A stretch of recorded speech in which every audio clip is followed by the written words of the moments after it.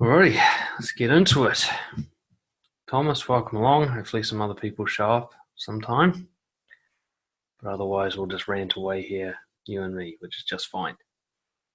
So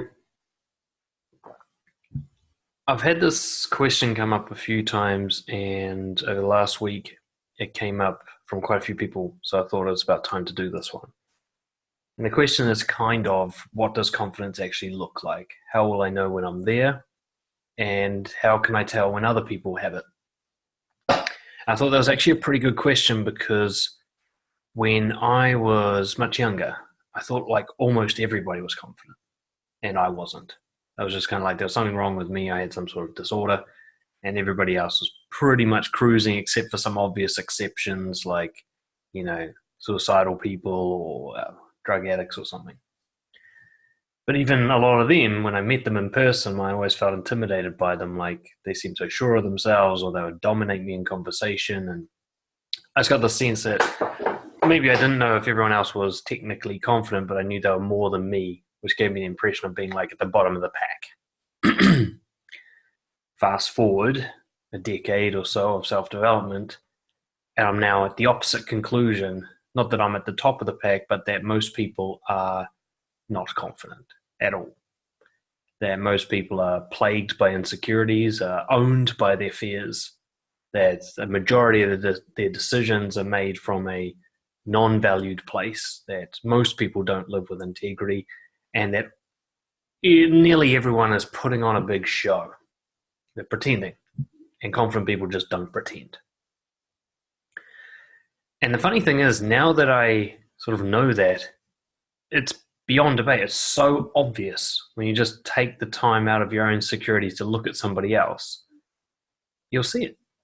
You'll see it in the way they dress, the way they talk, what choices they make in their career and their relationships and their friendships, how they treat their bodies, how they look after their mind. You'll see it. Most people are living quite poorly compared to what could be, the potential. Most people are living a lie. They're trying to fit in or trying to stand out. Whatever they're doing, they're trying very hard. And once you see that, it can do two things for you. One is it can give you a sense of self-acceptance, like maybe I'm not that weird after all with my confidence issues. Maybe this is actually a human condition. And the second thing is it can help you connect with people. We go, actually, we've all got this together. Here we are all fighting against each other, competing with each other, trying to beat each other. And yet we've all got the same fucking problem, and maybe we could be helping each other instead. So I'm not really sure what I'm going to achieve with this webinar, but what I'm going to try to do is give you some general principles of what real confidence looks like. This is, again, going to be very opinionated.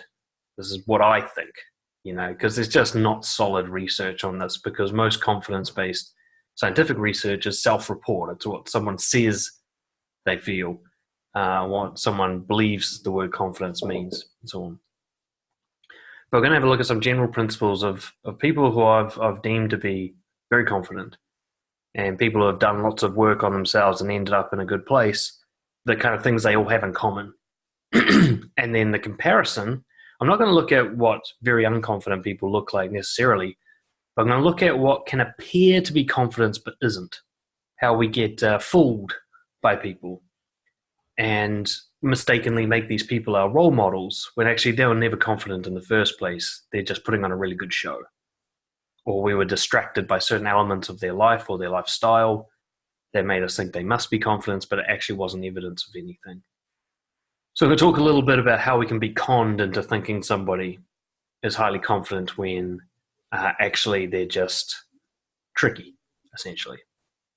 And to know the difference between that and someone who really is confident, because one of the main things that we're going to find is I was trying to find some role models, and I'm going to play some video clips in the second half of this from people who I've come to the conclusion are truly confident, and they're high-profile people as well, celebrities and so on. But it was quite hard to find a good list. Partly because I don't know them personally. So, I mean, it's hard to say an actor is highly confident because they're good at faking stuff. So, who knows? They could be like a master manipulator. But there's some certain signs you can see that just somebody trying to look good wouldn't do. But the point I'm trying to make here is that the truly confident people you're going to find in your life might not be high profile celebrities. That might not be the place to look for role models. The role models might be in your town. They might be in the classes and courses you do. They might be within Brojo. There might be no-name people who nobody follows on Instagram and nobody worships, but they're doing it right. And one of the reasons they don't have a big following is because they don't give a fuck. They don't care about trying to be followed. They lead without caring about following. And that's one of the key things I learned in my journey was that to find the role models I needed for confidence, I had to look a bit more carefully and move away from the glitz and the glamour of high-profile people and find the real-life people down in the dirt who are satisfied each day that they come home from work and they stand up for what they really believe in, and they don't give a fuck if they're not known, if they're not rich and they're not famous and they're not powerful. They're so sorted in themselves that they don't need any of that extra stuff. And these people often live quiet, often even mundane looking lives. Some of them do live quite exciting, interesting lives too. There's no kind of lifestyle that guarantees any one thing. But once you have a look at these principles, maybe it'll be easier for you to find role models nearby, even though, as I said before, I truly believe they are rare, that most people are actually doing it wrong and you've got to figure it out on your own. To some extent, which is why we put Brojo together, so that maybe we could condense some of that support and not have to go looking at false idols. So let's get straight into it. Thomas, anytime you want to jump in, you can just chuck it in the chat box as usual, yeah? So let's start with general principles. I made a list. It's not the full list. I sort of ran out of ideas, but this is a list of things that you're going to see consistently in confident people. Things to look for beyond their kind of shiny appearance. One of the biggest ones, I think, is they sacrifice outcomes for integrity. They'd rather do what's right than win. Okay. They're the kind of people, like a great example of this, Nelson Mandela. He went to jail for almost, God, it was a long time. I think it was almost 30 years. And he didn't have to. He did it to stand up for what he believes in. Right? He could have had a great, easy life, especially for a black South African. But he forfeited that because he believed in something greater than himself. Hey, Christian, good to see you, bro. Hi. How you guys doing? Good. We're just pretty much, I've just done my preamble, and now we're getting to the general principles of what confidence looks like. So what to look for in a role model. So sacrificing outcomes for integrity. Somebody's willing to lose, look bad, whatever, in order to do what they believe is right, to stand up for themselves. I'll just mute you while you're typing, Chris, and you can jump back in if you need to chat. Cool. And there was, when I looked through the general principles, there was a lot of that kind of theme, this willingness to lose something to have something more meaningful. So willingness to appear to be weak, to be judged as weak, to be judged as anything that's not cool, in order to be honest. So one of the most confusing factors around confidence when I was growing up is the people who appeared to be flawless and strong and untouchable. I found it really difficult to realize that they were faking it, that somebody who appears unaffected all the time must be lying at some point, unless they're psychopathic. So a confident person isn't someone who doesn't have weaknesses. They're someone who's okay with you seeing them. In fact, they probably don't even call them weaknesses. It's just part of who they are. Yeah. So this is one of the ones where it's most easy to get confused, because the people we often call confident are the ones who appear to not be weak in any way, but they're actually being deceptive, which a confident person wouldn't bother to do because they don't care what you think. Another principle is a kind of consistency, an absence of contradiction or hypocrisy. and not a total absence because everyone's human, but a confident person generally has a very consistent, predictable type of reaction. They never surprise you with like a shocking betrayal or anything like that.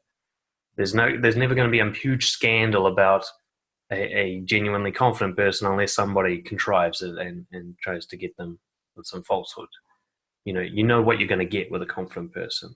They can't shock you because they're consistent. Now, terrible people can be consistent too. Hitler was pretty consistent. So none of these things are like guaranteed as a single factor. It's more like the more that they tick on this list, the more trustworthy they are as this is genuinely a confident person. One of my favorites is the role model. There's someone who does it rather than tells it. They lead by example and charisma. They don't try to dominate. They don't try to convince or manipulate. They just do it. Okay, it's like Marcus Aurelius says, let's stop arguing about what a good man is, just be one. Right? This is what confident people kind of live this way. They don't have enough time to tell you how to live in a sense. They're so busy doing it themselves. You can just watch them do it. Yeah. And some, especially what I call naturally confident people who just had the right genetics and right upbringing to never have the massive insecurities that most of us have, they can't even explain how they do it. When people aren't living that way, they're kind of baffled by it. Like when someone lies, they're like, why would you lie? They don't even understand why someone would do that. They've never had the need to, Or why would you do a job you don't like? They don't get it. I've found that quite often with naturally confident people. My cousin's girlfriend's like this. She's fucking blunt, real honest, and very, very dominant without trying. And when somebody like pretends to be something, like I was talking to her about what nice guy syndrome is and stuff, and she was like, I don't get it. Why would you do that? It's never occurred to her to try and please other people. It's like some alien concept to her. But yeah, so that's what they do. They role model. They just go and live the way. If you were to watch them with secret cameras hidden in their house, you wouldn't be surprised. They'd just be doing it on camera, off camera. They're the same person. They're consistently living the way. They don't need to tell you how to do it. You can just watch. Andrew, good to see you, bro. Another one, this one isn't a guarantee, but I'd call it contained emotional energy. And what I mean is that not that somebody suppresses their emotion, because they definitely don't do that, but they're on top of it. There's minimal fluctuation in their mood. They don't go spiking high and crashing down to low. They're not hugely reactive to the little things in life.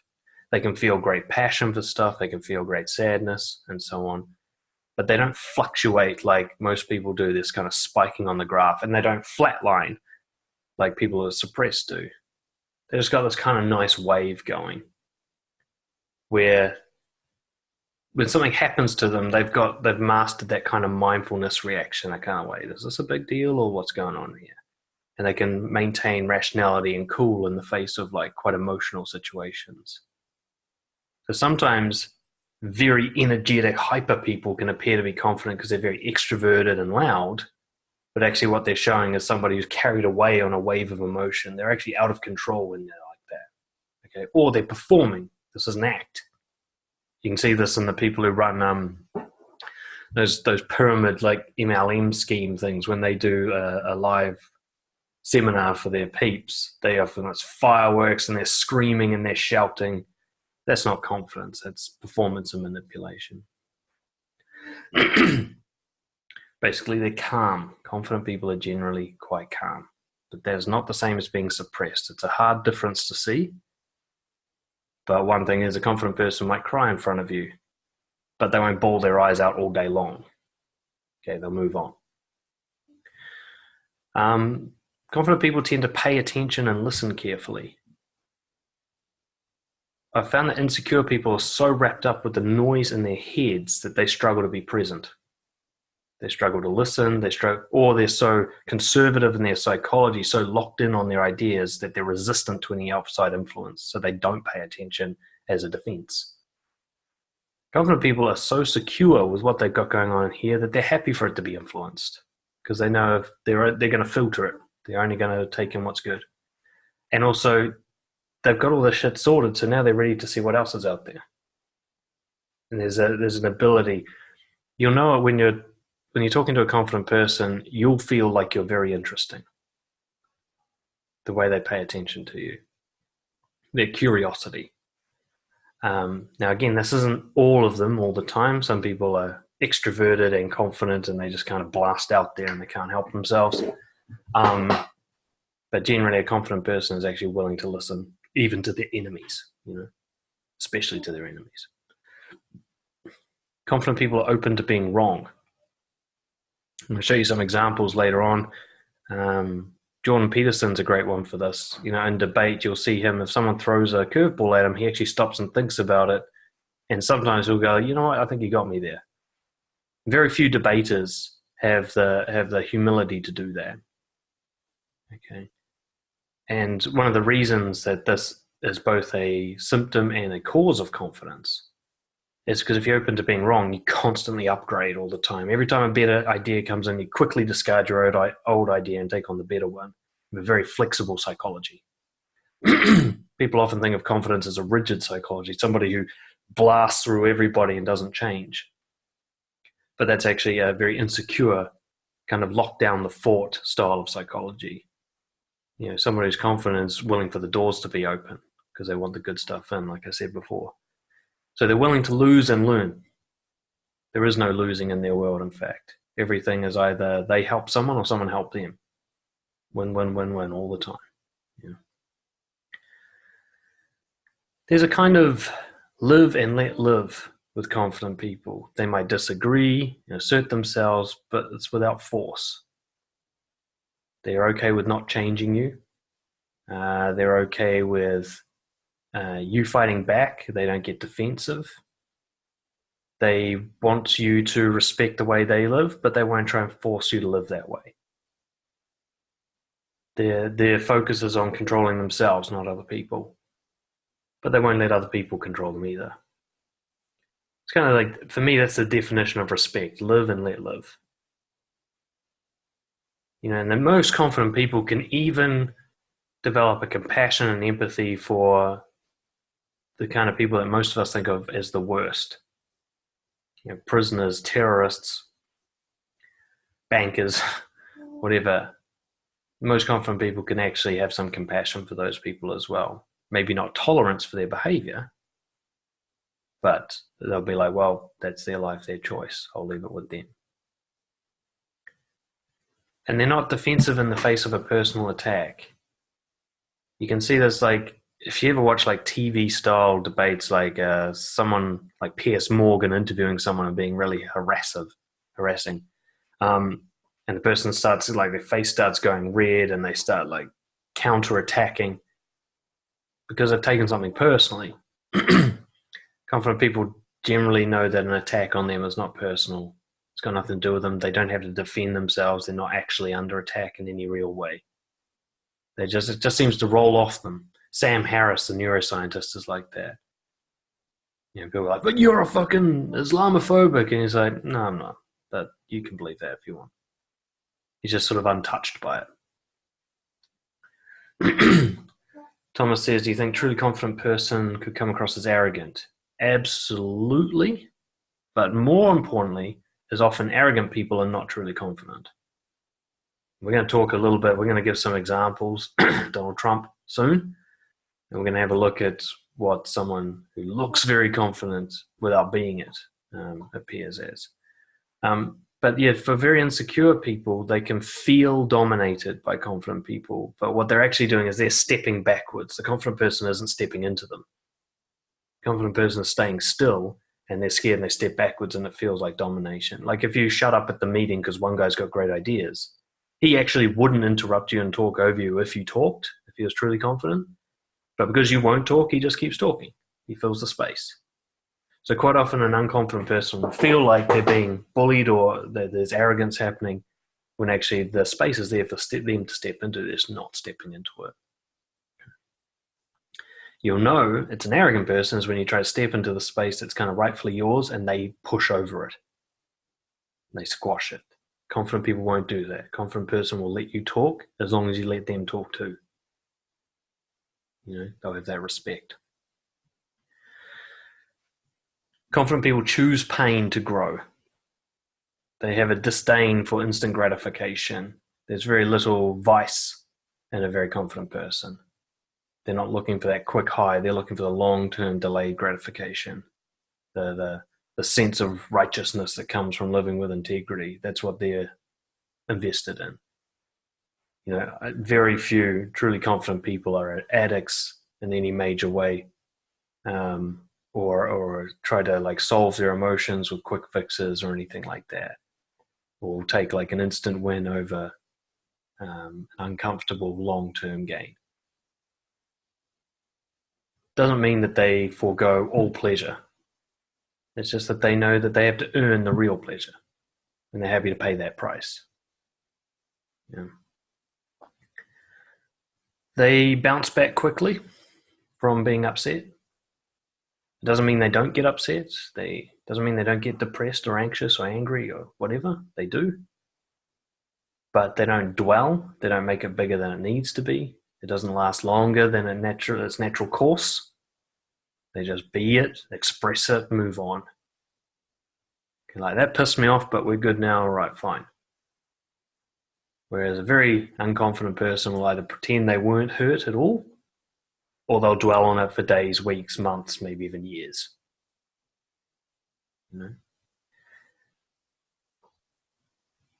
There's very little blaming or complaining from a confident person. They don't care why it happened or who did it. They're focused on just getting on with it.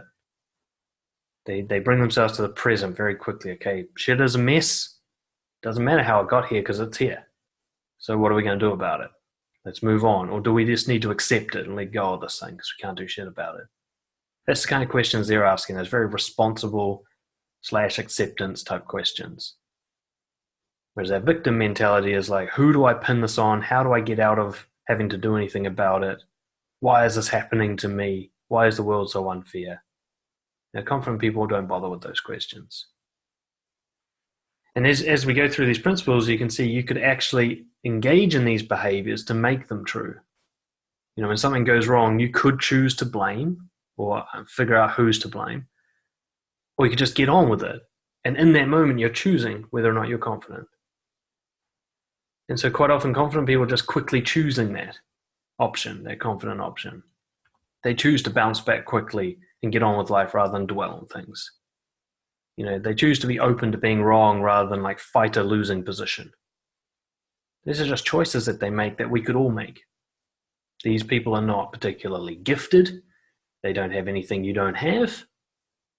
Right? It's not like we're intellectually disabled in comparison with these people. Some of these people are intellectually disabled. I've met some very confident people with Down syndrome. They just make the right choices at the right time. That's all. And they do it consistently and frequently. Confident people, in my opinion, this is a very this whole thing's opinionated, but this one, they manage their health well. It doesn't mean they have a six-pack of abs necessarily. I sure don't. But it means that their mind and their body are things that they respect and they treat with respect and love. They try to put the right things in there. They pay attention to what's happening. They get their health issues sorted as quickly as possible. For example, a confident person can have depression, but they won't become a drug addict because of it. They'll go see the doctor and they'll go see a therapist and they'll get through it as quickly as possible. They'll do they'll deal with it the healthiest way possible that they can find. Okay. Or if they have an injury, they won't lie up on the couch for the rest of their life, nor will they go and overexert themselves and destroy that injured part of their body. They'll just work around it and do whatever healthy things they can in spite of this. I've got a very confident friend who's in a wheelchair, so he just does upper body workouts all the time. Right? And he was immediately after his motorcycle accident, he was basically into trying to figure out, okay, so I've got half my body to work with. What's the best way to work with that half? And when he gets all the health problems that you get with being in a wheelchair all the time, kind of sores and stuff like that, he just goes to the hospital, gets it sorted straight away. He takes good care of himself, even though it's kind of, as he says, only half of him to take care of. Right? It doesn't matter what you got. You don't have to be a certain level of health to be confident. You just have to manage whatever you've got very well and respect yourself. And the last one I've got on the list, but by no means the last one available, is being emotionally shameless and expressive. I think this is the reason I left this to last, is I wanted that lingering memory of this one more than anything else.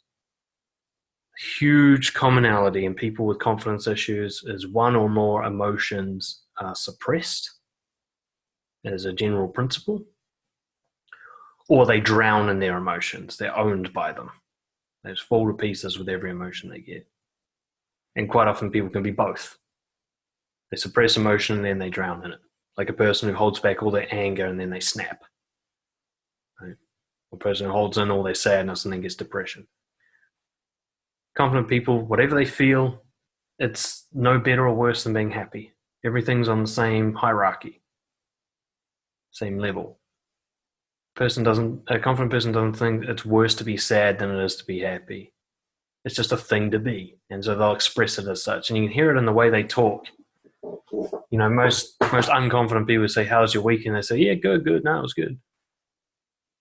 Confident person will say, well, Saturday sucked shit, but Sunday was pretty good. For them, that's equal. They're talking about the same thing. Right? They don't want your sympathy or your pity. They don't see a problem that needs to be fixed. Sometimes they feel down, sometimes they feel up, sometimes they're dark, sometimes they're light. It's all the same. They express it as such. You'll see in some of the videos I've chosen for later, the way some of these guys and girls express their emotions. They talk about some of the darkest shit that you know of, as if they're talking about what they had for breakfast. It's just nothing.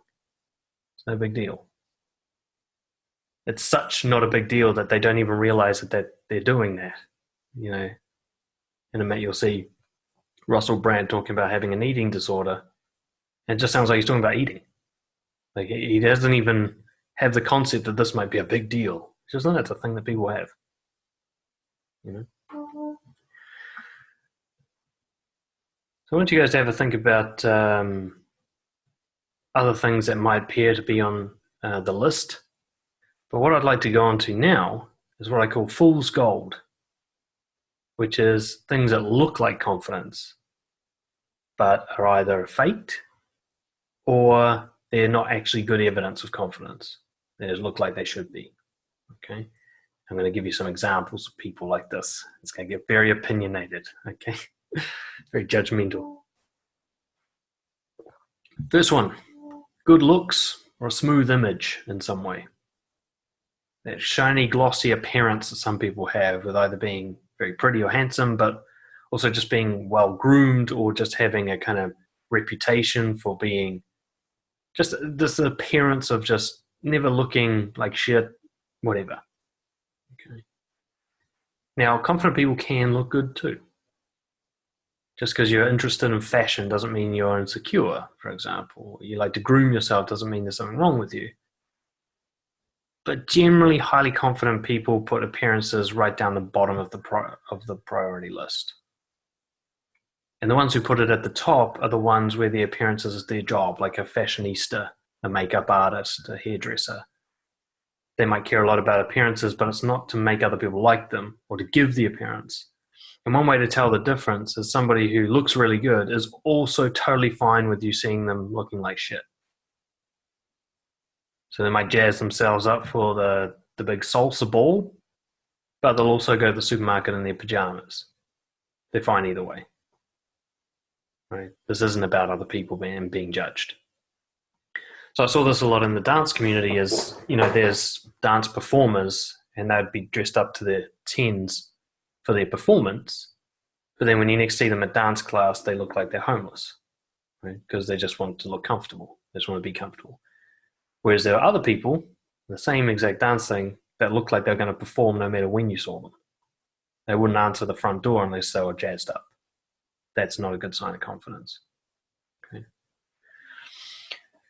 Next one is hedonism. So people will have the party lifestyle and seem to be having an awesome good time all the time. Okay. Often this is seen as a sign of success, of the good life. But in my opinion, I can stop saying that. Everything I say today is in my opinion, okay? There's no proof of any of this. Confident people practice restraint, delayed gratification. They do rich, deep, meaningful things rather than sort of petty highs. Right? They don't need their lifestyle to look good. A very confident person might have a mundane job with the wife and the kids and the white picket fence and a vacation once every 3 months. That could be a very confident person. And the person who's rocking every party in the world might be deeply insecure, and often they are. This one I think I would have thought was self-evident, but actually I was fooled by it when I was younger. I think somebody has an awesome party-filled lifestyle, especially when I was a teenager. I thought that guy's living it up. And now I think if you're drinking, getting if you're drinking and taking drugs and constantly bombarding yourself with loud noises and impressive sights and sounds and just kind of drowning in stimulus, something's wrong with you. Right? You're avoiding something very dark with that endless noise, that cacophony of approval and stimulation. You know, there's a quietness with confident people. It doesn't mean that they're quiet necessarily. It's just that they need very little to be satisfied because their satisfaction is in the way they live. So the external stuff is kind of the distraction. They don't need the flash car or any of that stuff. Right. Grandiosity. The person who convinces us that they're awesome. The person that dominates, that brags and boasts and constantly going on about their achievements. Now, confident people will also talk about their achievements and they'll talk about their weaknesses, and all of these things are seen as the same. They're not falsely modest, but they are humble. Okay. A grandiose person, I remember first seeing this kind of wave of this culture come out of America when I was quite younger. And it was very in stark contrast to New Zealand culture. There was all these American rappers going, I'm the fucking best and I'm fucking rich and all this. I'm like, I can't believe these guys talk like this. You know, like you get your ass kicked in New Zealand for talking like that. In New Zealand, you have to be like, oh, I don't have anything and I'm useless to be accepted. You know, it was weird. You couldn't boast or brag in New Zealand and get away with it, or at least not where I was living. And then it became the norm. 10 years later, everybody's doing that. Everybody's going on about how awesome they are. That one should be obvious. If someone's convincing you of how awesome they are and bragging and boasting and showing off, they're obviously not happy within themselves. They need somebody else to give them a pat on the back. They need an applause from the audience. You know, especially if that grandiosity is also false, if they actually think of themselves as better than they really are. Somebody says, I'm the best dancer ever, and you watch them dance, you're like, actually, he's pretty fucking average. You know, there's a delusion happening there. There's a distance from reality these people are living in. Confident people live right here in reality. Yeah. And that sort of goes on to comparison and winning competitions. Confident person does not need to beat others. There is no competition. Certainly not one with anybody else. That doesn't mean that they don't participate in competitions. It could be that Usain Bolt is very confident. Okay. But you only know Usain Bolt's confident if he's equally happy with a loss as a win. As long as he ran his best.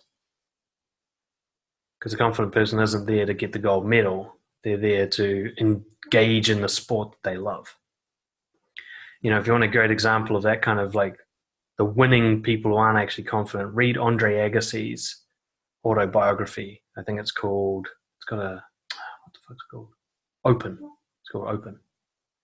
And basically, Andre Agassi hated tennis the entire time he's played it. Since he was a little boy, he's hated it. But he was just obsessed with winning. His losses crushed him. And his wins were like a sort of brief high. But he was just obsessed. He can remember every loss he's ever had. And he's played literally thousands of games. That's not confidence, and he says so himself. He's a deeply insecure person. He needed to win to believe he was a good person. Bullying, Kind of an obvious one, but often these are the kids we thought were most confident in school, the ones who dominated everybody else, made fun of everybody, ridiculed you, and yet it should be obvious. A confident person would never do that. Never. A confident person would never deliberately harm someone else for their own gain. There's no need to if they're satisfied with themselves. Confident people don't need to control or dominate others. Okay. And they wouldn't allow it to happen either. A confident person wouldn't allow you to breach their values right in front of them without saying anything. So all those bullies who bullied you aren't confident, and all the people who let them do it aren't either. The confident kid was the one who said, hey, you guys, you should stop this. And got his ass kicked for it, you know. That was the only confident kid in the whole high school, probably. Yeah. Just because someone's dominant, just because they're the boss, doesn't mean that they are secure in themselves. And unfortunately, in the modern world, we'll talk about this in a minute, it can often actually mean the opposite. Someone came to dominance and power because of deep insecurities. People who use intelligence as a defense. This is a really intimidating one for people with social anxiety or introverts or people who struggle to argue and articulate themselves. Those people just throw what's called a word salad at you. They use big words, they're very articulate and poetic and very well versed, and they just dominate you with language. You're just bowled over by it, you're scared to even get involved, it's intimidating. You notice they don't listen. They're not trying to bring their language to a level that you can understand. They're trying to confuse you and baffle you with their language. They're trying to show that they're more intelligent. A confident person doesn't try to show you that. They want to hear what you have to say too. And if what they're saying isn't understood, they'll change it until it is. I think Einstein's quoted with saying, if you can't explain something simply, then you don't really understand it. The truly intelligent, confident people explain themselves very simply. Neil deGrasse Tyson, Sam Harris, these guys have brains the size of a planet, and yet they can talk about physics and neuroscience to you in a way you'll understand even if you're a layperson. They don't need to impress you with words. Whereas like Nicholas Taleb or, God, what's that wannabe guru guy? Forgotten his name briefly. Use lots of big words, lots of syllables, lots of fancy science terms, and they're just talking out of their ass. They don't know shit. Trying to dominate with confusion. Confident people aim to help everybody understand everything. Themselves, you, everybody. They want everyone to win in this situation. Extroversion, loudness, dominance, it doesn't necessarily come from an insecure place, but it can confuse you into thinking someone's confident when they're not. Okay. Confident people move along the spectrum, introversion to extroversion, loud to quiet, as needed. If someone's just stuck on one, it could just be a strong personality trait, but it could also be their like attack defense mechanism.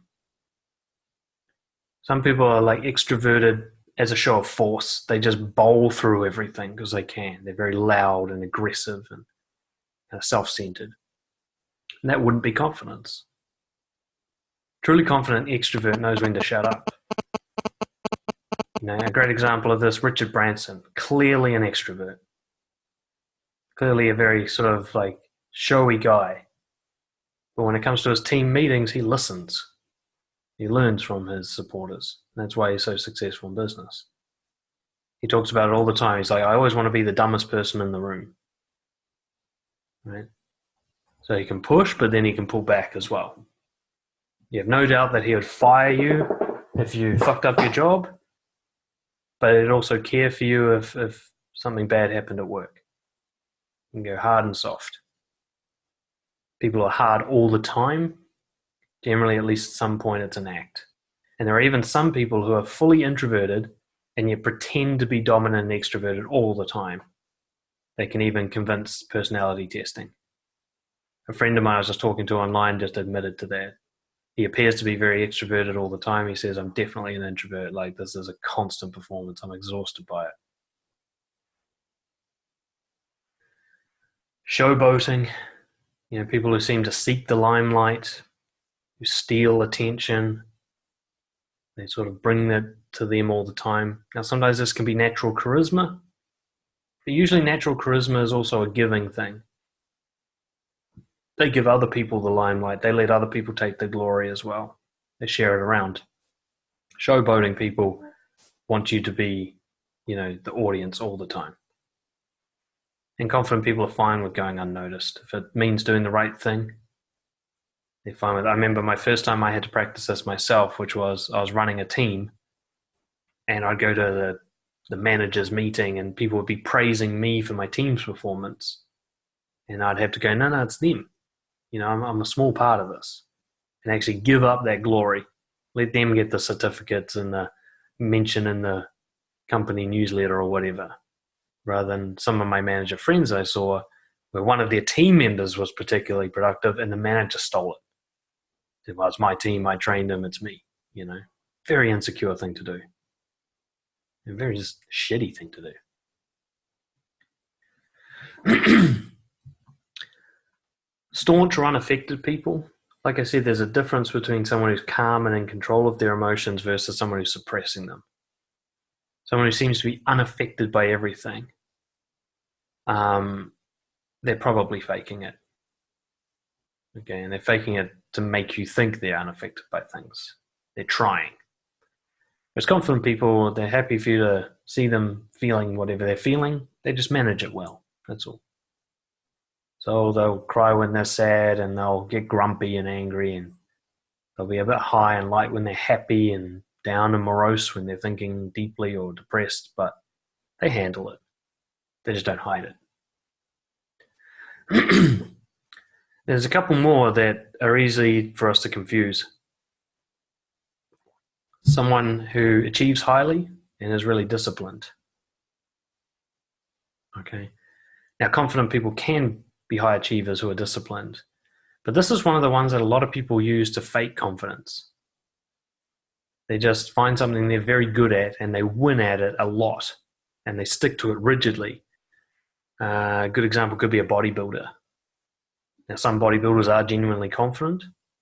Others very successful, but it comes from a deep insecurity. And yet they achieve very highly and they're very disciplined.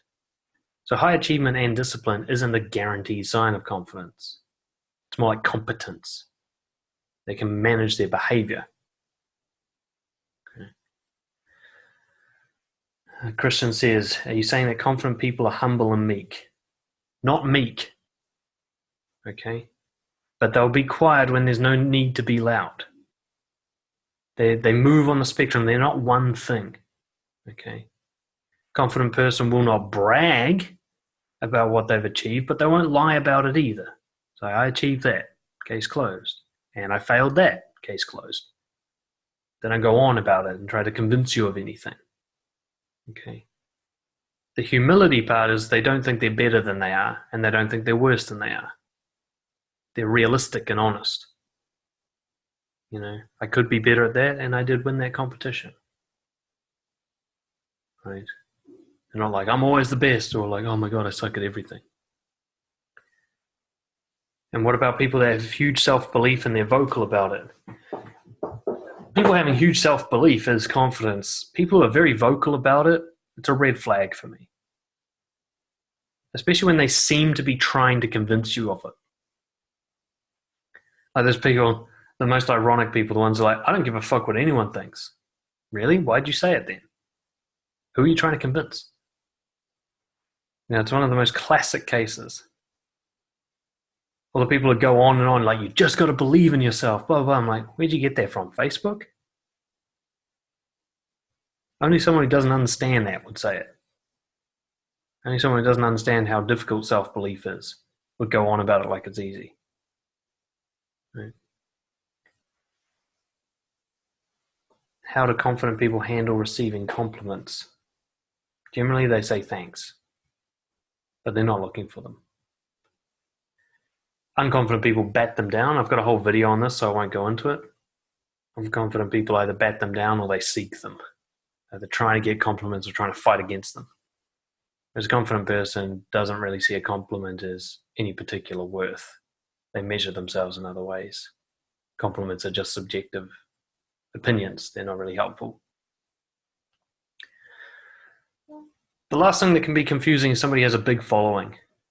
So somebody's a leader of a big organization or has a lot of worship and popularity. Now, again, a truly confident person can have this. Nelson Mandela. He had a massive fucking following, but he wasn't trying to get a following. In fact, he gave it all up at one point just to live by his values.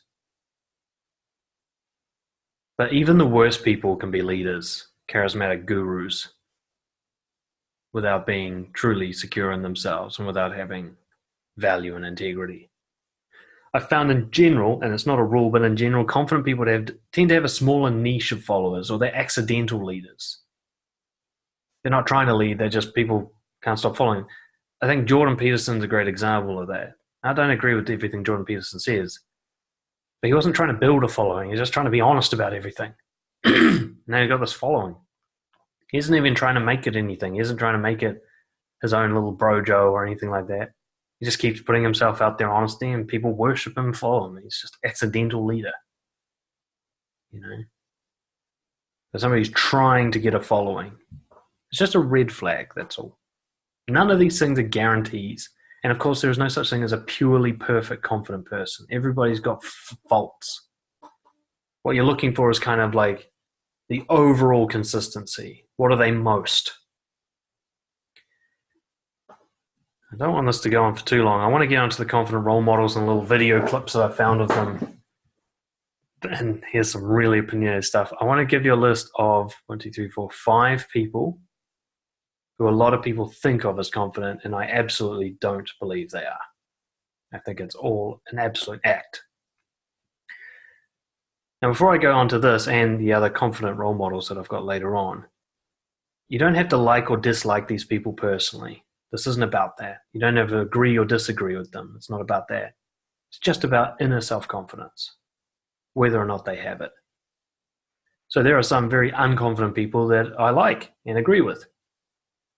And then some very confident people that I don't like and wouldn't want to have a beer with, but I can respect the confidence level either way.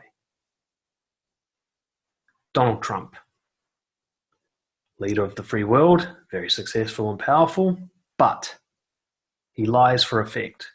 He's got something like over 10,000 verified lies since he came into office. He's more concerned with winning than helping. He does whatever gives him popularity with his followers. There's no real sense of consistency in him. What does he actually stand for? Because he contradicts himself all the time with his policies. He has a disassociative language style. You notice if you ever see what he said written down, it doesn't make any sense. What the fuck is he even saying? This is very common in psychopaths. They just blurt and ramble because they don't give a fuck what the truth is. They're trying to say things that sound interesting to them. And they often, because of the way their brain is compartmentalized, as they start to say something, it gets locked off in a compartment, and then they start to say something else, and it's a separate compartment. And what you get is these blocks of language that don't relate to each other. And you can see this especially in his verbal presentation when Donald Trump speaks. He's got these blocks of speech, but they don't relate to each other. It doesn't make any real sense. He doesn't say anything.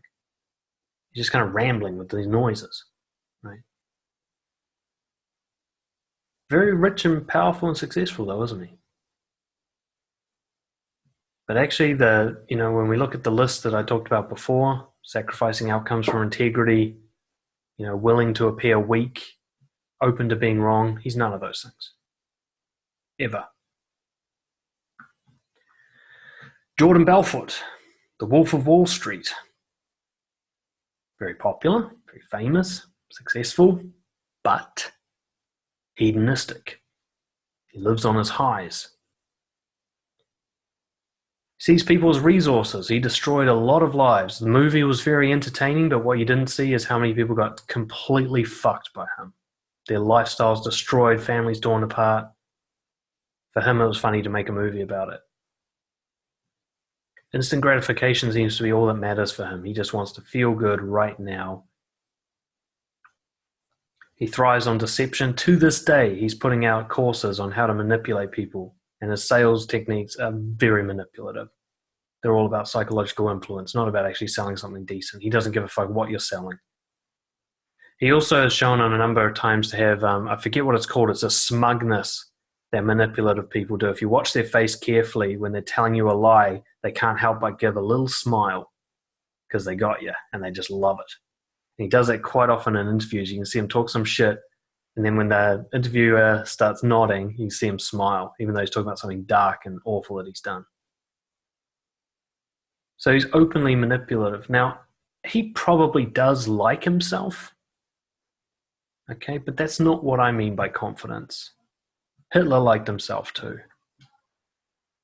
Again, absence of contradiction or hypocrisy. Wolf of Wall Street was constantly contradicting himself, constantly lying, promising one thing, delivering another. Looking good on the surface, turning out to be quite evil in a sense on the inside. He probably did more damage than most of the gangs in New Zealand have done financially. Kim Kardashian, one of my favorites. Very famous, pretty, popular, rich, but all about outward appearances. Yeah. Will happily whore herself just for publicity. The crowd's applause is everything. She's allowed cameras into her house 24/7 just so everybody can watch her all the time. Desperate for attention. Confident people aren't. They don't need a camera on them all the time. I would say, and this is very difficult to do from a distance, but she probably has, the name just, it's a personality, histrionic personality disorder, the diva personality disorder, where you are the show all the time and you thrive and live on it. Dan Bilzerian, you guys know him? He's got muscles, he's got beard, he shoots guns, he's rich from gambling poker, he's got 10 models fucking him at any given time, he takes drugs and parties all the time, very popular, he's the king of Instagram, very rich and successful, but hedonistic show-off. Clearly obsessed with the quantity over the quality. He wants to have it all rather than having something deep and meaningful.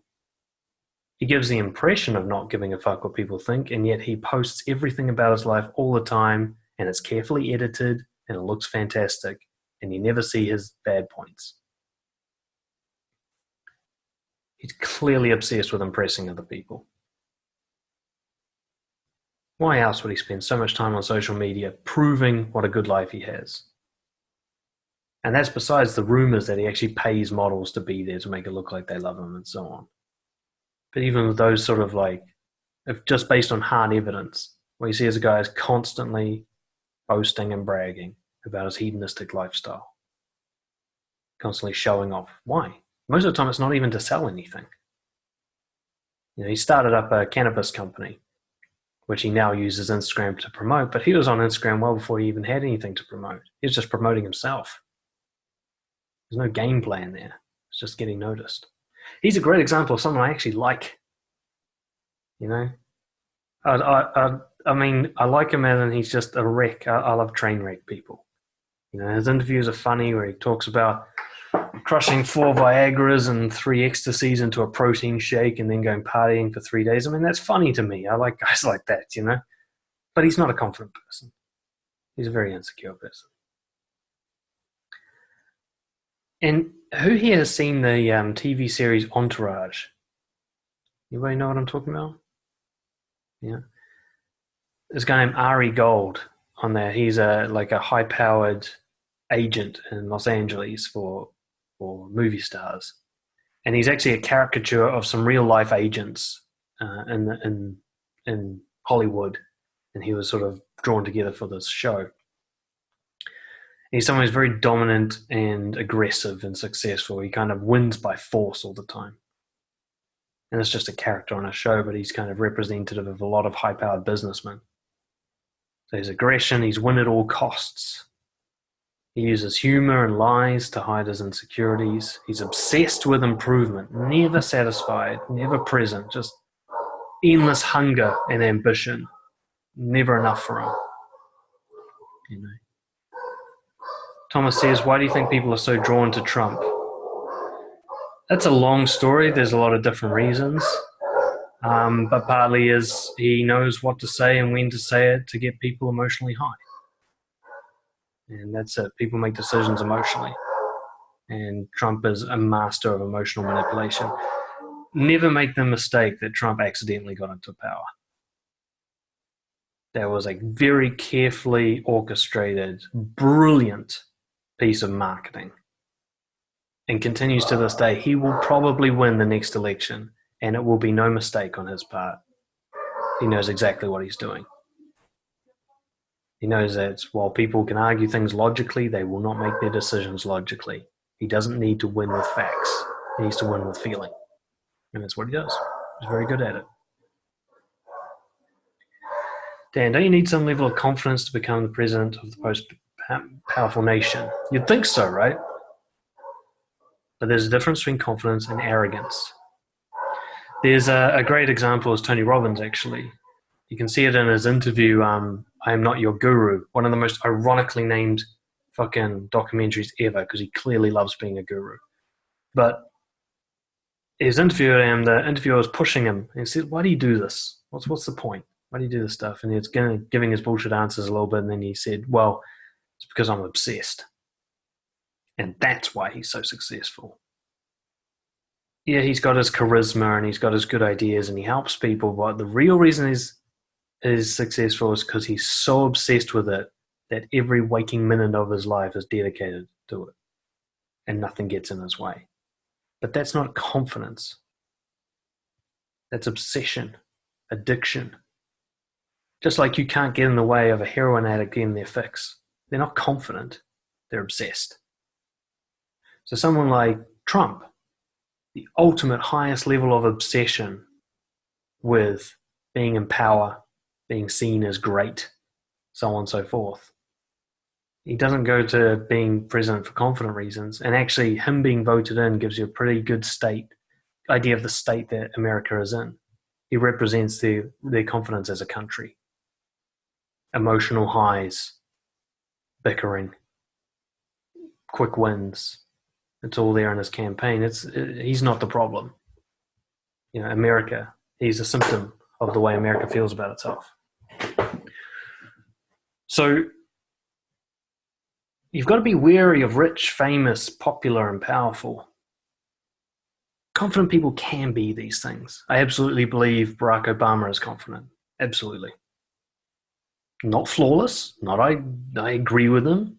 I do kind of like him, but that's not what it's about. He's confident in himself. You can see it by the way he holds himself when he's debating and how he sticks to policies that are unpopular and so on.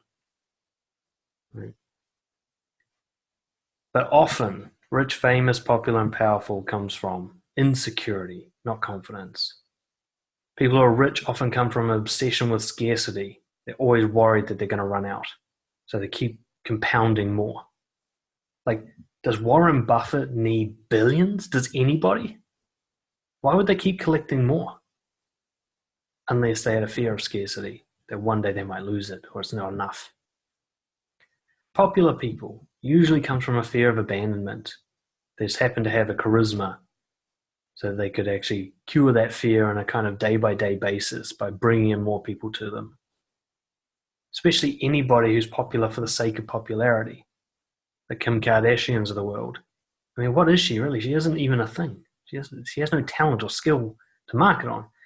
Socrates was quoted as saying that fame is the perfume of heroic deeds. That's what fame used to be. It used to be you earned it through being awesome. It's not anymore.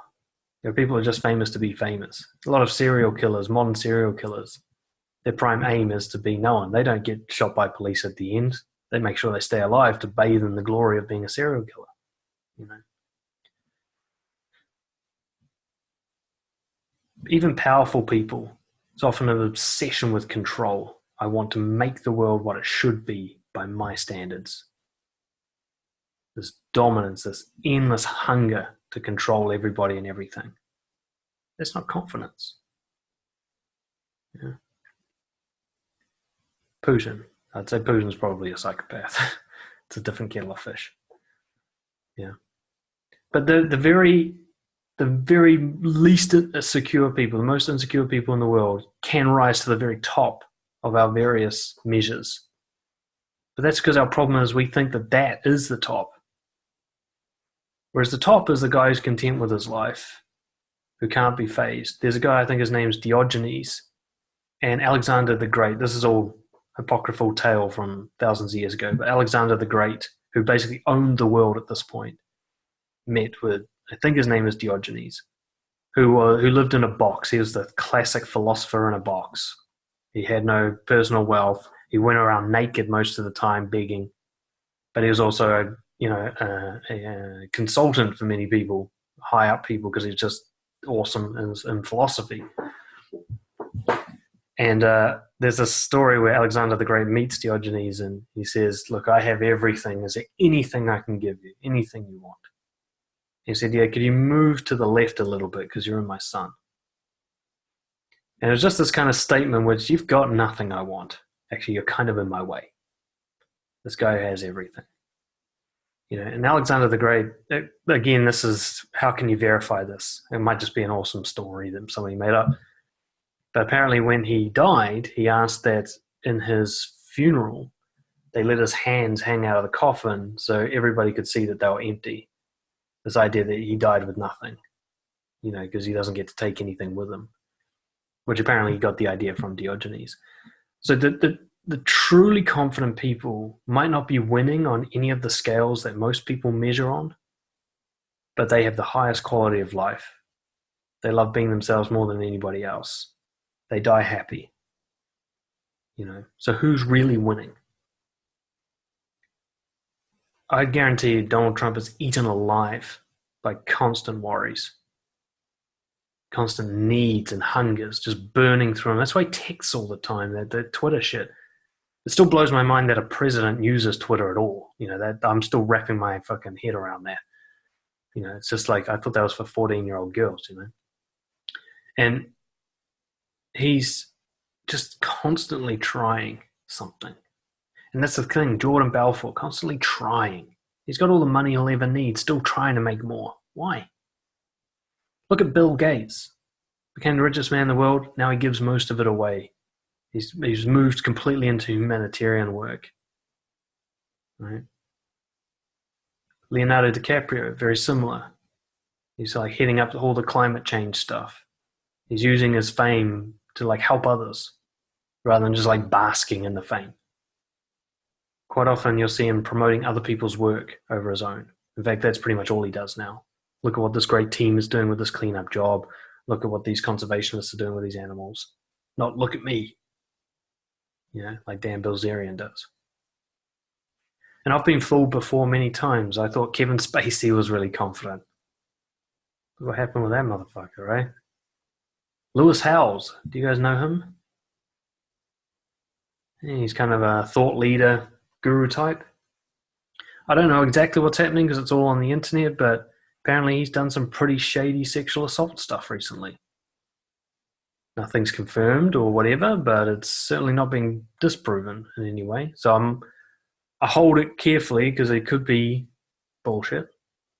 But I found you don't really get scandals about truly confident people. There's nothing to leverage, and nobody wants to do it to them. They're just too awesome, That doesn't mean it can't happen. There are some. Plenty of people attacked Obama, you know what I mean? Some of them, plenty of people attacked Nelson Mandela, Mahatma Gandhi. They all had their critics. But the scandalous behavior, it's very rarely smoke without a fire. Mother Teresa. You ever done the research on her? She's often the poster girl, woman, whatever, for humanitarian work. And yet she's done some horrific things.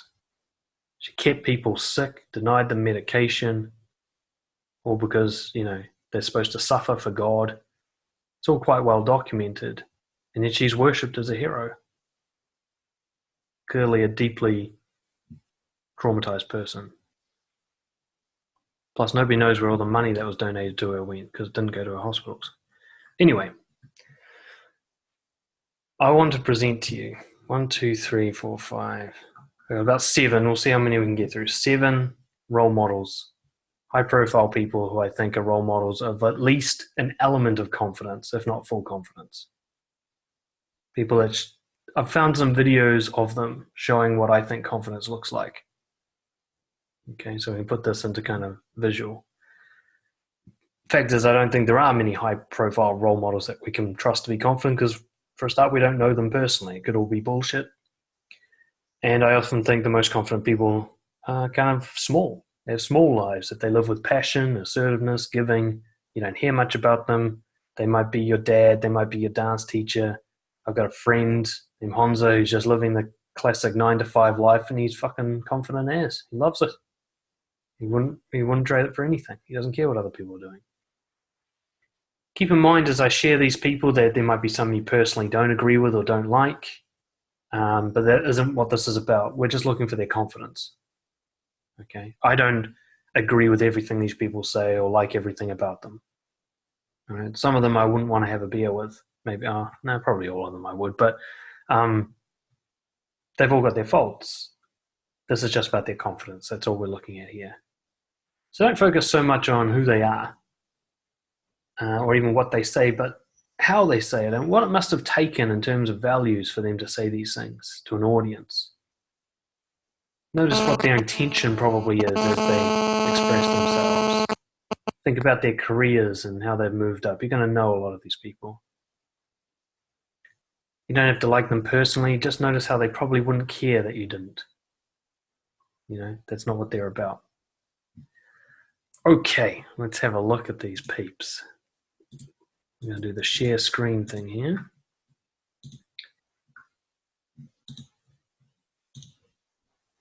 All right. Everybody know this guy? You see it? Russell Brand, yeah? Not everybody agrees with everything he says, and I think sometimes he can be a little bit full of it, but confident? Absolutely. The thing is, he's one of these guys who used to appear to be confident when he wasn't. And now I think he's since shifted and developed himself into what I'd call true confidence. I want you to just listen to, how much did I want to listen to here? About a minute worth of what he's got to say here. What's he talking about? So at this point, he's talking about body image. Yeah, let me just make sure it's up.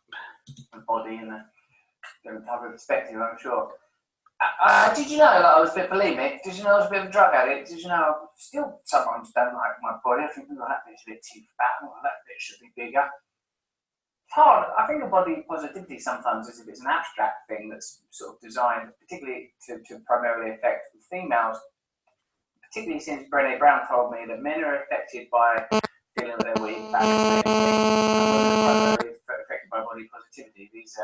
That's the way that they're attacked or whatever, Brené Brown told me. But I do sometimes not feel at all positive about my own body. It's curious as the balance of power necessarily changes. So I'll just stop there. What I want you to notice how he talked about being bulimic and having body issues as if it was nothing. Right? He sort of frowned and he just spoke about it. He could have talked that way about his feelings on politics, the last restaurant he went to and what the food was like. There was no shame in it. He got a sense that there was something painful in it, that there was some suffering involved, but there was no shame about that suffering. And that's why I like that video clip. He's kind of showing what it's like to talk about all your darkness and that it's not fixed, it's still there, It's still ongoing, but that's fine. He's just a human. It doesn't need to be fixed. That's the bit I want you to notice. I want you to imagine being able to talk about your own worst shit like that to a massive global audience, by the way, which I'm sure he's used to because he's a public figure, but he knows a lot of people are going to just see him going, by the way, did you know I used to be bulimic? He didn't need to say that. You notice that? He didn't need you to know that for him to do this video. He could have hidden that and looked better. He could have said, I've always felt good about my body and here's how I do it. And that's how a lot of gurus go, I've got it sorted. He's like, I still feel shit sometimes. He's prefer to be honest than approved of, liked, whatever. And he didn't used to be like that. He used to be very focused on being liked, funny all the time, hedonistic lifestyle. He's since sort of settled down. He's not trying to be funny all the time. That's Russell Brand. And as you guys watch these, feel free to put your own opinions in the chat box, and you don't have to agree with me. It's actually quite hard to find confidence role models, I think, that everyone would agree with. But let's move on to my next boy. So we're going to have a look at Jordan Peterson now. There's a billion clips of his I could do, and I didn't want to particularly choose one where he's educating us. I wanted to see who he is. And in this one, he's been asked, how do you stay so confident, especially during conflicts? I want you to see, he's just said it's not about trying to win. I want you to see what he says next here. Let me just get this sorted.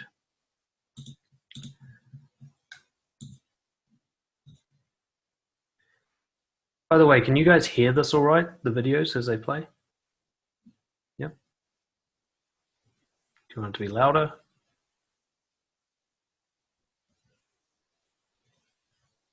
Bit laggy. All right. Hopefully the recording will be all right. Okay. So Jordan Peterson has just been asked, how do you stay confident all the time during conflicts? Yeah, I want you to just notice his response here. That's what you have. And the way you do that is with truth. And that sort of takes you out of the immediacy of the conflict. Whoever it is that, the conflict with whoever it is that you're talking to. You're trying to ally yourself with something that's deeper and more profound and more lasting. But I don't think that I am particularly consistently composed and confident. You know, I think I have faith in the truth. It's not the same thing. And, you know. Now, let me just stop the sharing there.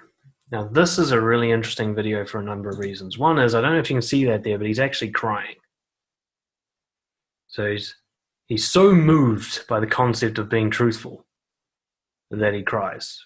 But does he lose control? No. Does he suppress it? No. He just cries in front of you, and that's just what he does. Yeah. Secondly, just to hear the emphasis, he's like, I'm not trying to win here. It's about the truth. I'm dedicated to the truth. What he's putting into words is this kind of thing like, I'd rather lose face. I'd rather look like I lost than stray away from the truth. He's not trying to beat the other person. He's got a faith in the truth, he says. But particularly, I want you to just see, like, he also says, I don't believe I'm confident all the time. I think Christian's question before was, what about people who say, you know, they're proud of their self-belief and they're really vocal about it? He was like, yes, sometimes I am, sometimes not. Like an accurate measure. He didn't say, no, I have no confidence. He didn't go like overt modesty. But he didn't pretend that he's flawless either. But he's also not shameless about it. And that's ironically, I think, the thing that makes him consistently confident is that when he's not feeling it, he's shameless about it, which is confidence. He lets you see him, whatever he is, at all the time. And while I don't agree with all his ideas, he's always like this. You can see him carefully searching for the honest words to use. You can see him thinking, listening to the other person carefully, making sure he didn't misunderstand. You see him being as honest as he can be about who he really is and what he believes. He's like that all the time. Even when he's saying things I don't agree with him, I respect him for that.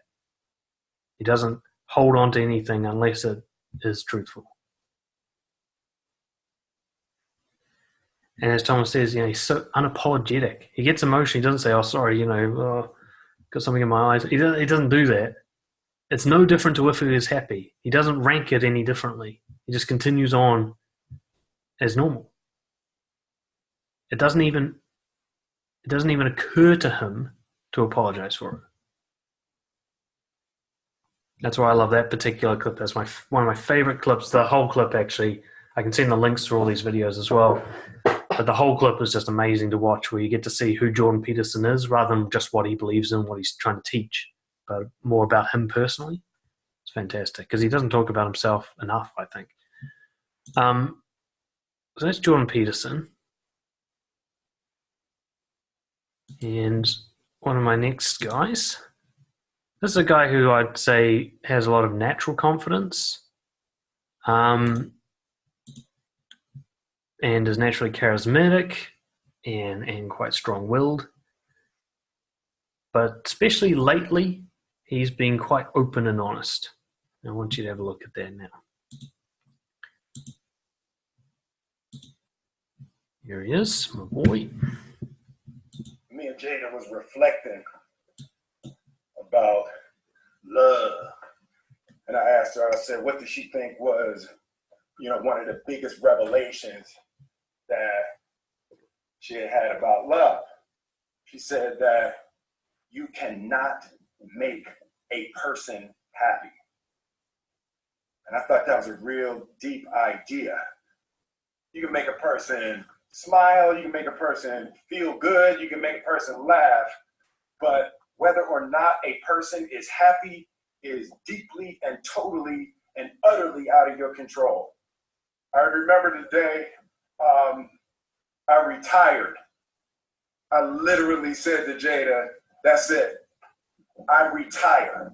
I retire from trying to make you happy. I need you to go make yourself happy and just prove to me that it's even possible. And after we cracked the hell up, we started talking about, we came into this false romantic concept that somehow when we got married that we would become one. And what we realized is that we were two completely separate people on two completely separate individual journeys, and that we were choosing to walk our separate journeys together. But her happiness was her responsibility, and my happiness was my responsibility. And we decided that we were going to find our individual, internal, private, separate joy. And then we were going to present ourselves to the relationship and to each other already happy, not coming to each other begging with our empty cups out, demanding that she fill my cup and demanding that she meet my needs. It's unfair, and it's kind of unrealistic and can be destructive to place the responsibility for your happiness on anybody other than yourself. So I think this video I chose more based on what he's saying. But there is some openness there from him. He's giving you a clear insight into his own struggles in the relationship. But what was great is to hear how a confident person views a relationship and how he got there. There's responsibility, openness, boundary setting. There's a humility about the things he got wrong, how he fucked it up at the start and then had to correct it. But you get a sense, like, how many people do you think actually view a relationship the way he does? You know, most people are like, you are here to make me happy. You know, I need you. Whereas a confident person views it as like, no, we're two separate people walking together, but we got to take care of our own shit and bring that to the relationship already good. Not need the relationship to be fixed and not to try and fix each other. Very important message. Confident people do not do it on their own, but they can. All right? And unconfident people tend to leech off others. They come, like he said, with an empty cup. Right? It's a good way to measure how you are in a relationship with someone. Usually you'll both be very similar in this particular aspect. You know, are you coming in with an empty cup or a full cup? Do you have your own shit sorted first, or are you looking for them to sort your shit out? you know. And Thomas brings up the point is helping each other is an important part of a relationship. Of course. I mean, if you can't help each other in a relationship, and what's really the point of being in one? But it's about knowing that before the relationship, you had your shit sorted, and after it's over, you'll have your shit sorted too.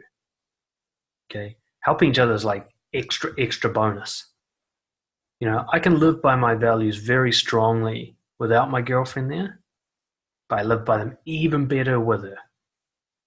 You know, she holds me to account on my minor slips that usually by myself I'd let go, and I'm still confident in myself. You know, a great example is I've been talking about going out to a cafe to do some work on my laptop just to experience what it's like to be the entrepreneur who works at a cafe on his laptop. I just wanted to know what it feels like. It's not actually that great. But I kept putting it off, being lazy.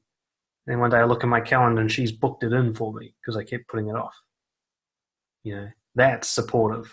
But I don't need her to live by my values. Okay, I don't need her green light to be honest. I don't need her support to be courageous. I can just be more of those things with her and vice versa.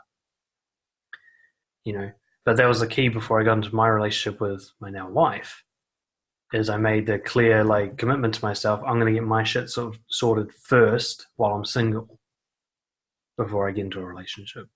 I'm not going to bring baggage to a relationship. I'm going to bring gifts. And then I'm going to find someone who's doing the same. So trying to fix people. Yeah. Very, very difficult commitment to make. Because I thought I was making the commitment to be fucking single forever. I really did. I was like, this is going to be a lifetime's worth of work. So I guess it's just me. But it turned out it was just a few years worth of work. Not actually that bad. Next, I'm going to present possibly the most masculine person who's ever lived. That doesn't mean that... hold on. I don't know why that's happening. Sorry. I thought I had that off. I want you to hear this guy talk about responsibility and the importance of suffering and pain. This is, being a man doesn't mean you have to be like this guy, okay? Because this guy is everything on the masculinity dialed up to 10, and that's just his setting. You don't have to be like that. You got to be you, whatever there's authentic there. But it's good to get a sense of what it looks like when it's all on. Determination, courage, responsibility, all dialed up to 10 all the time. And so for those of you who haven't met this wonderful character yet, I'd like to introduce Mr. David Goggins. Let me just see, I'll listen to about a minute's worth of him. All right, here we go. I got called nigger every day of my life growing up, living in a small town. One of the high-ups in the KKK, son, sat behind me in 2 classes, so he called me nigger all the time. Got my first car. They spray painted nigger, we're going to kill you on it. And I was weighing like 297 pounds. So I was just an insecure, scared kid. But the best thing that happened to me, no one helped me. I had to figure out I wasn't going to be a punk kid all my life. So the only way I could turn around was to suffer. I had to build calluses in my brain the same way I built calluses on my hands. So I broke the Guinness World Record for pull-ups a long time ago. But I failed at it twice. And I did 67,000 pull-ups in trying to break this record. So to do 4,030 pull-ups, I had to do 67,000 for training for that. Wow. And so what I realized is for me to become the man I wanted to become, I saw myself as the weakest person God ever created. But I never blamed God for anything he did to me. So I wanted to change that to be the hardest man ever created. Am I that? I don't know, but you had to have a goal. And my goal when I was sitting there, not going to school, being bullied, having no self-esteem, my goal was the only person that's going to turn this person around is me. I was so driven. And I'm not going to say motivated because motivation is crap. Motivation comes and goes. When you're driven, whatever's in front of you will get destroyed. You live in an external. Okay. Music makes it a bit more epic, I think, as well, which is nice. So, again, a lot of the principles. Suffering builds you. He's shameless about his failures and his weaknesses. He sees failure as important. He does have the Guinness World Records for pull-ups, by the way. 4,000 something in 12 hours. It's just insanity. I can do like 12, I just can't even comprehend. I love the little bit where he says something along the lines how he's like the weakest person ever, but he doesn't blame God for that. He said, well, it's my job to deal with that, basically. And I'm not saying going and being hard is what confident people do. But that sort of dedication to, I'm responsible for turning this around, nobody else. I have to do it all myself, and I have to suffer to do it. Like you said, I've got to build calluses on my brain. I mean, if you ever watch like a lot of his stuff, you can see like, holy shit, there is no way anybody could ever phase this guy. He's completely unfazable, but not psychopathic. It's not like he doesn't feel anything. There's a great part of that that whole interview that he's in there, not the hyped up version we saw, but the full one, where he talks about how he's happy, but you can't see it. He's like, I do feel things. I feel happiness and sadness and stuff, but you can't tell because I'm in control. He's a great example of someone who's like, okay, it's my job to fix all this shit. No, if I have to suffer to fix it, then that's what I'm going to do. In fact, I'm going to choose it. Confident people don't take the easy way out, the comfortable way. They don't blame others or wait for others to do shit for them. Right?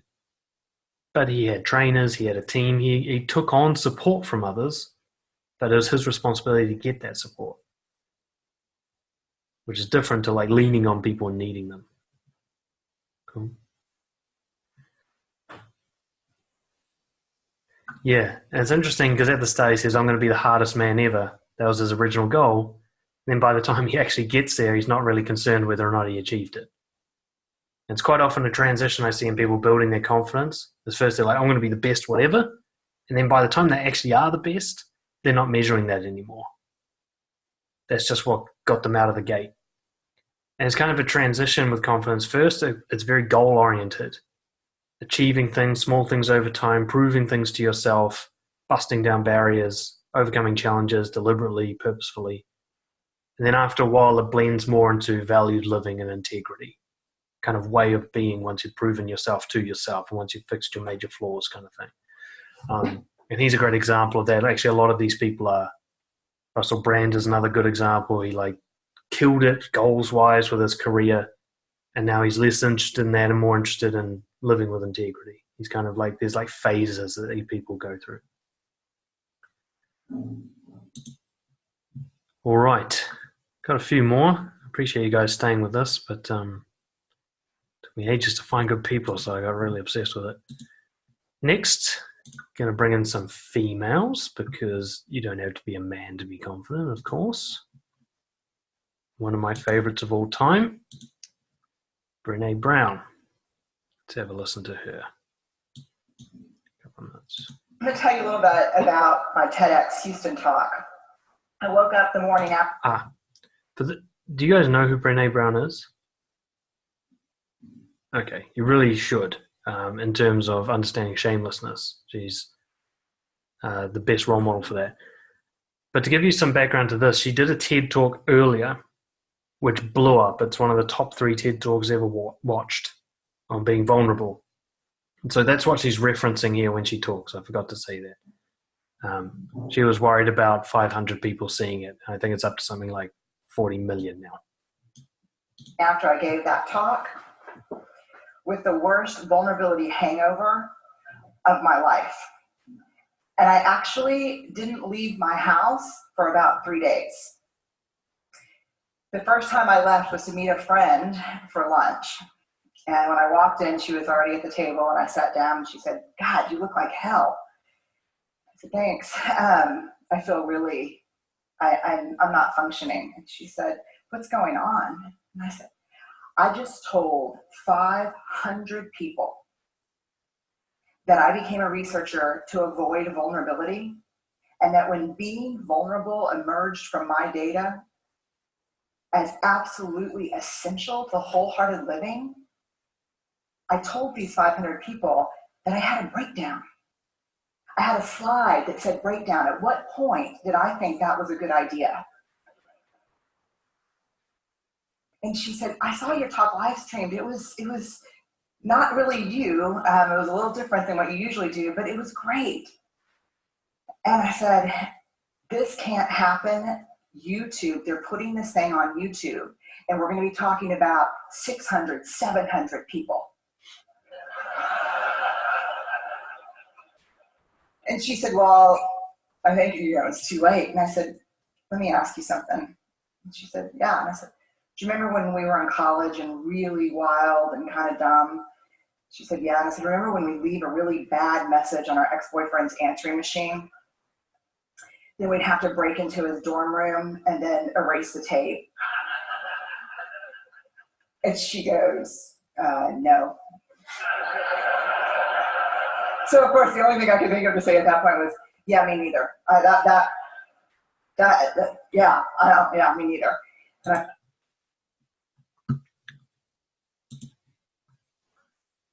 Now that clip is mostly just to introduce you to her, and I really recommend you watch her two TED Talks, that one, Listen to Shame, another one on Power of Vulnerability. But I want you to notice the playfulness with which she described a very painful experience. I mean, she was in a house for 3 days with a chronic shame hangover, as she calls it, anxiety, and basically a panic attack. Notice how she talks about it without shame to a huge audience, now knowing that this is probably going to go to millions of people, as her first one did. And it feels like she's on stage, but you feel like you're in a conversation with a close friend. She just talks like she would normally talk. This isn't like a public speaker presentation. It's just talking, And often the best public speakers are like that because they're just vulnerable and authentic when they talk. She's a great example of what shamelessness looks like, and about the values of acceptance and love and vulnerability. There's more feminine values that are important to confidence. She's totally accepting of being fucked up. You don't have to not be fucked up. You have to be okay with being fucked up. That's what confidence really is. And we get with I guess her and David Goggins are like the counterpoints. David Goggins is hard masculinity. She's hard femininity. And he's all about destroy everything in your way, which is helpful to some extent. And she's all about accept everything about who you are. You get that combination right, you've got confidence, responsibility, acceptance. Thomas says, vulnerability hangover is a recognizable concept. Wonder how that works. She talks a lot about it in her first TED Talk. You'll get a sense of it. But basically it's that it literally feels like a hangover the next day after you've been more honest than you usually are and more vulnerable than you usually are. You reveal a big secret the next day, you're like, oh my God, what the fuck did I do? Shit, what's going to happen? That's actually one of the, going back to David Goggins, that's the kind of suffering you have to go through to be confident. I remember the first time I talked about erectile dysfunction in front of a crowd. When I was going home that day, my hand was shaking a bit. I was like, oh, that might have been a bit too far, actually. Fuck. But that's the kind of price you have to pay. Because after you heal from that hangover, you're like bulletproof from that particular thing. Just got a couple more for you guys, short ones. And this next one is... Actually, we're getting a bit short on time, so I'm just going to skip to the last one because he's just like my favorite person in the world. And that is Jim Carrey. So to give you some background into this particular one, this is an excellent video. It's called Comedy Actors Roundtable. Sacha Baron Cohen, or Borat as you probably know him, a few others, and Jim Carrey are talking about, honestly, what it's like to be one of the top kind of actor comedians in the world and what it's like in that level of life. I just want you to hear what Jim Carrey has to say about it. Let's make sure I'm in the right spot here. Comes on in a minute. Yes, I think that fame thing is a tricky thing. I mean, I still struggle with it. Absolutely. It's a weird thing. It's a weird thing. Turn it on and off. Yeah. I'm telling your kids, don't come to Hollywood. I'm serious. You can't stay. Just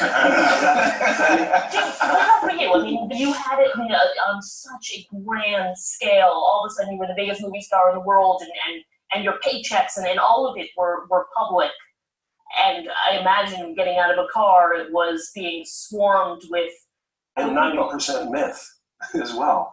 So that's a tough thing to deal with. What does that feel like? What People does it create your life. Yeah. They take elements that are true and they put it in an article so the article looks legit, and yet there's so much of the article that isn't true.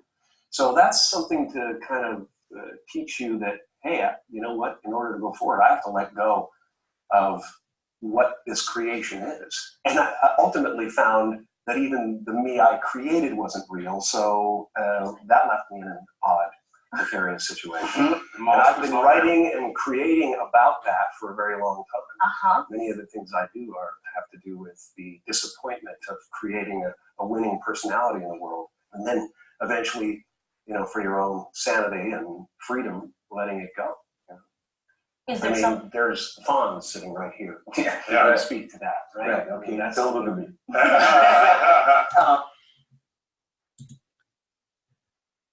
So Jim Carrey is one of my favorites for who he's become, and he's also one of the ones I resonate with the most because for me personally, growing up, I used comedy as my kind of coping mechanism. So I was the funny kid in class and the funny one of my friends. And I created this persona of being the funny guy. And he did the same thing. And what he talks about there is that kind of disappointment of that persona and letting go. And what I love about that clip and a lot of his more recent stuff is just he admits to being a total fraud to everybody who ever loved him. He's basically saying everything you loved about me was an act. It was all bullshit. And he's just admitting that. He's choosing integrity over popularity. Now, ironically, that makes him even more lovable, of course, but you can sort of clearly see that's not really his intention. He's had an awakening around identity, and he's trying to work through that. And he's not trying that hard with movies and stuff anymore. He's just kind of more focused on this discovery process. But he's a great example of being sort of humble and invulnerable in his honesty, being very passionate about something, and also somebody whose success was originally driven by obsession and insecurity, and now he's actually continuing to ride that wave, but he's switched to being vulnerable and honest. At least it appears to be so. You can never tell with public figures. So those are just some examples, some clips from some people that I'd say are pretty trustworthy role models for confidence. Other examples you might want to look up are Prince Harry. I kind of like that guy. The Judge Gary from MasterChef Australia. He strikes me as quite a confident guy. Keanu Reeves, Tom Hanks, Tom Hardy, Joe Rogan, Chuck, I can never say his last name, Chuck Palahniuk, the guy who wrote Fight Club. These are people where I observe them as demonstrating a lot of the principles we talked about at the beginning and being quite consistent with those. But ultimately, in the end, comparison with other people is not actually that helpful. We don't know if what we're seeing is real or an act. We don't even know if their type of confidence relates to our own. And ultimately, in the end, it's when you stop comparing that you've got it sorted. When you've decided what it is for yourself and other people's version is no longer relevant to you, that's when it's really sorted out. And what you get is with role models like this is actually more like validation. You're like, oh yeah, that guy I look up to, he does that thing too. I thought that might be it. I get that when I interview like quite confident people for my podcast, and they'll say, oh, I do this because blah, blah, blah. I'm like, oh, I do that too. Classic. I'm like, okay, maybe I am on track with this thing. Because somebody I respect and look up to has come to the same conclusions. But rather than working from them, I got to those conclusions myself and then found people like that who are living this way. And also the antithesis. I see that I am not like Donald Trump or Kim Kardashian in almost any way. I compare my behavior and what appears to be intentions, my goals, what I'm trying to do with the world. It's like the opposite of all the people that I also consider to be very low in confidence. So it's correlation more than cause and effect. It doesn't necessarily prove anything, but what I'd suggest is rather than going by my list and my examples, is actually use this webinar as a blueprint to design your own. What are your general principles? What do you think real confidence should look like? You know, whether you're doing it now or not, whether it's something to aspire to or something to maintain, what do you think you'll see? And what do you think it looks like when it's not real, when it's fake? Or what does not being confident look like? You know? And have that list really clearly written down, not just a jumble of vague ideas in your head, but an actual, a kind of like a principles or a code of honor or just a measurement system. How much was I like that today? And if you find that when you are really consistently like that, you really love yourself and you love your life, then maybe you're onto something. You know? What I'd say is the key principle is that nobody else should be able to control this thing. Okay? While our principles of confidence may differ and you may have your own ideas and that's fine, what's right for you is right for you, it doesn't have to be the same as mine. I'd really avoid anything that depends on external variables. Rich, famous, popular, liked, respected, whatever. These are all things that require somebody else's involvement in their personal choices and preferences. External success, money in the bank, all these things that you don't really control. I'd suggest whatever your principles are, it does not have those things on it, because if it requires those things, somebody else can take them away from you. And if someone can take it away from you, how can it be confidence? Right? So, any final thoughts from you guys there? Thomas says, do you know of any public figures who overcome the more observer type people-pleasing? Brené Brown, great example.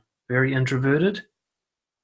She'll tell you that herself. Very much she's a researcher. That's in the background kind of a job. You know, she hides behind the presentation and the results and findings. Yeah, she's a great example of that. Bill Gates, very introverted, believe it or not, very much in the background. But you can watch interviews with him and his wife, Melanie, I think it is, Melissa, I can't remember.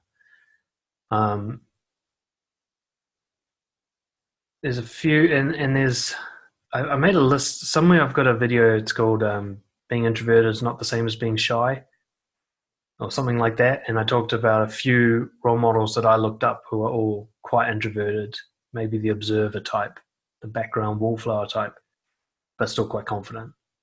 You know, and the thing is, there's nothing about being introverted or wallflower that deprives you of confidence, because a confident person doesn't need to be seen anyway. However, if you're afraid of being seen, then that's something you need to do to work on your confidence. If courage is one of your principles, right? Like for the extroverted type, what they need to be working on is having the courage to not be seen. You know, that's something I struggled with a lot. I was actually quite extroverted, and not being center of attention, not being the funniest guy in the room, not being the smartest kid in class. I had huge insecurities about that. I was a massive overachiever and kind of like dominated by force socially. So one of my biggest pieces of work is always to step back, let others shine. Even this webinar, I played other people instead of me, you know, and sort of promoted the strengths of others. That's like this daily things like that I had to do to kind of step back from the limelight. You know, you can see in my job that insecurity still comes through. I mean, I've got a job where I'm like putting myself in the limelight all the time, and I have to step back little times, interview other people for my podcast, for example, let my clients talk and listen to them carefully. There's little things I have to do to just ease back on the showing off when I feel like straying into that insecure region, you know. But also making sure I speak up the times when I really don't want to. That's when I really do have to step up, you know. And you see, there's a lot of this resonated with me. People I've met in my life who hide behind arrogance, sociopathic aggression, etc. Yeah. Bullies are often the most appearing to be confident, but I came to a conclusion the other day, there is no such thing as a confident bully. It's a paradox. It cannot occur. An oxymoron, I think it's called. You know, if someone's confident, they won't bully. And if they bully, then it's because they're insecure. You know, senior management. Management's a great example of you don't need to be confident to rise up to the top. And if sociopathic, fucked up people rise to the top of a company, it's because the company is sick. And it's the same thing when you get like Trump or you get Hitler. It's the people who rise to the top are a reflection of what's happening at the bottom or in the middle. You know, someone like Trump couldn't rise to the top in a place like modern day Germany. You know, he'd get laughed out of the elections.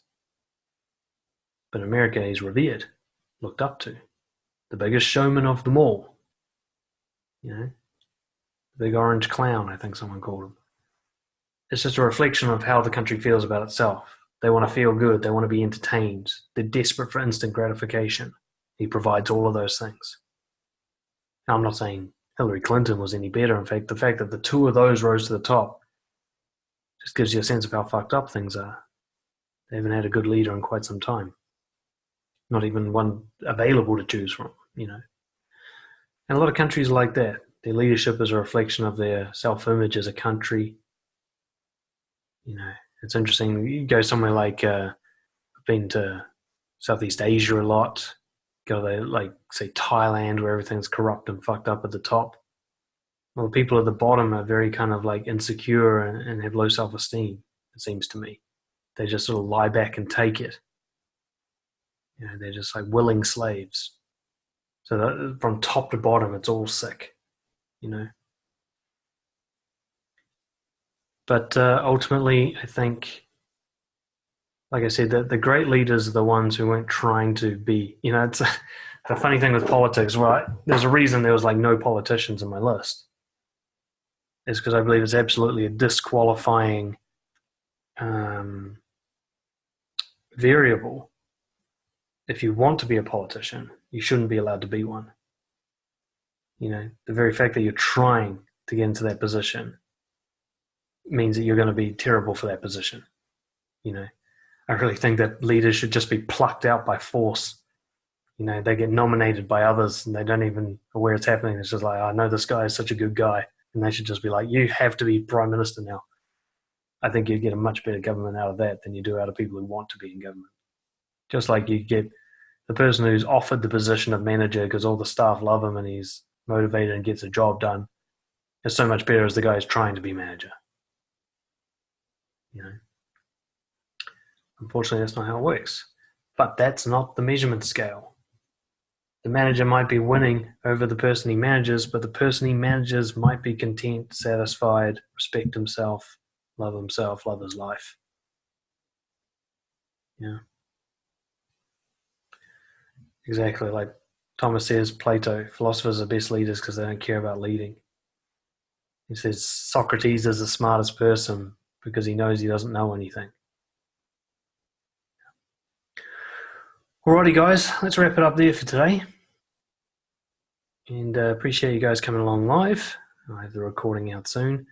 And I recommend you jump in the Facebook group and, you know, have some debates maybe about what confidence looks like. Present people you think are role models. Ask for everyone's opinion on it. You know, that would be a good kind of discussion for us to have more often. So here's a guy who thinks confident. Let's debate it out. And you get a sense of what confidence looks like outside of yourself, what it looks like to view it. Because it's hard to see it in yourself. You can actually be quite confident without seeing it. You know, like David Goggins, by the time he was probably the hardest man in the world, he wasn't really looking at that anymore. You couldn't see it. You got to look him up, by the way, if you don't know him. He does ultra marathons for fun. He's been through like Navy SEALs training by choice twice. He's the only person who's ever done that. He's just a fucking beast. Anyway, I'll see you guys soon. Yeah. All right. Thanks again for coming along live. Catch you next time. Thanks, guys. See ya. Cheers, mate.